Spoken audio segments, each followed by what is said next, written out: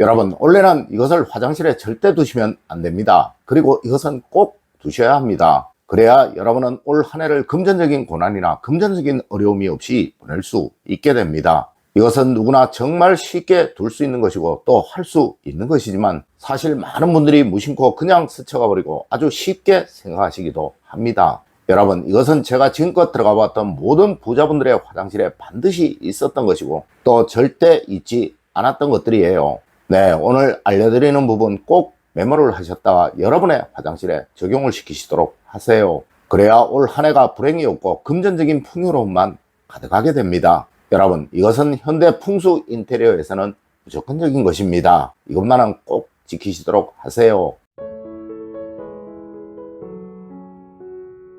여러분, 안녕하세요. 이정민입니다. 여러분, 요즘 산불로 인해 나라가 정말 고통스럽고 혼란스럽죠. 네, 앞으로도 이런 일이 정말 많이 일어날 거예요. 원래는 을사년이라 한 해 내내 정말 어렵고 고통스러울 것이라고 제가 연초부터 노래를 불렀었죠. 여러분, 이런 시기에는 항상 미리미리 준비를 하시는 것이 제일이에요. 혹시 여러분의 집 화장실에 이것이 있는지 꼭 한번 살펴보시고 있으시다면 이거 꼭 버리시도록 하세요. 그래야 올 한 해 여러분의 가정에 문제가 생기지 않게 됩니다. 첫 번째로 여러분, 화장실에 이것은 절대 두지 마세요. 여러분, 절대 화장실에는 식물이나 그림이나 사진이 있어서는 안 되는 거예요. 이렇게 되면 절대 이 집에서는 재물운이나 번영운이 살아나지를 못하게 됩니다. 물론 식물을 화장실에 두면 보기에 좋을 수도 있으며 또 그 식물을 기르기가 편할 수도 있습니다. 하지만 굳이 식물을 두시려면 아주 작은 것을 두셔야 하는 거예요. 아니면 나무 향이 나는 방향제 하나로도 충분합니다. 네, 풍수에서는 화장실에서 좋은 냄새가 나면 부가 생성된다고 하였으나 이런 식물과 같이 생기가 강한 것을 두면 오히려 부의 기운이 꺾이게 된다고 말하였다는 점 꼭 알아두십시오. 물론 그림이나 사진 역시 화장실에 거는 것은 풍수적으로 아주 좋지 못합니다. 특히 사람이 있는 사진이나 그림은 절대 안 된다는 거 꼭 알아두십시오.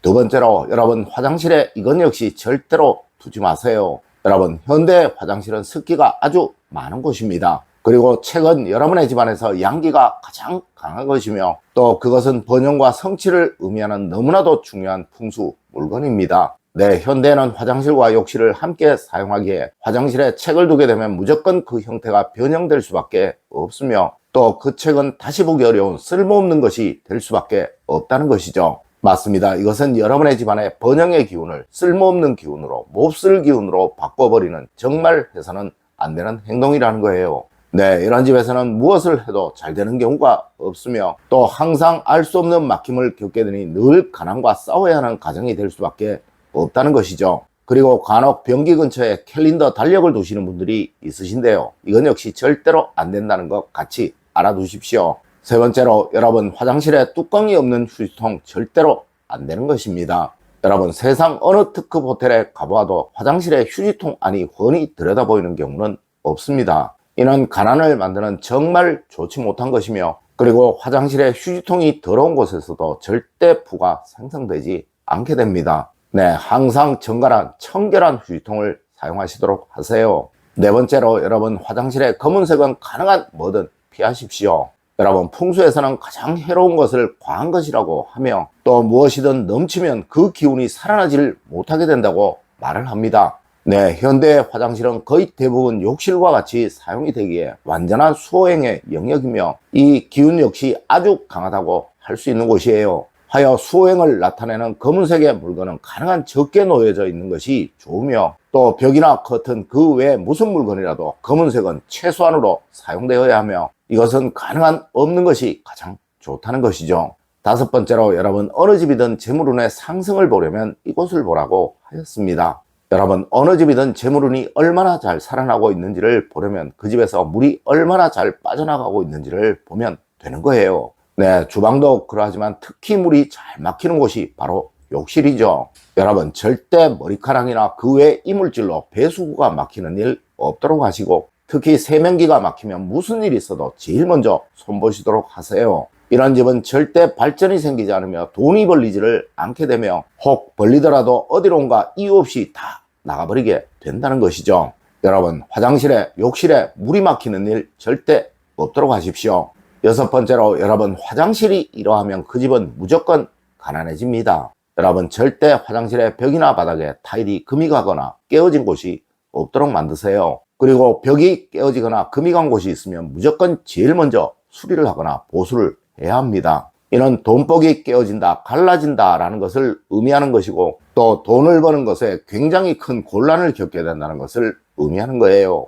혹시 보수가 어렵거나 수리가 어렵다면 무조건 그 위에 뭔가를 붙이시거나 막도록 하십시오.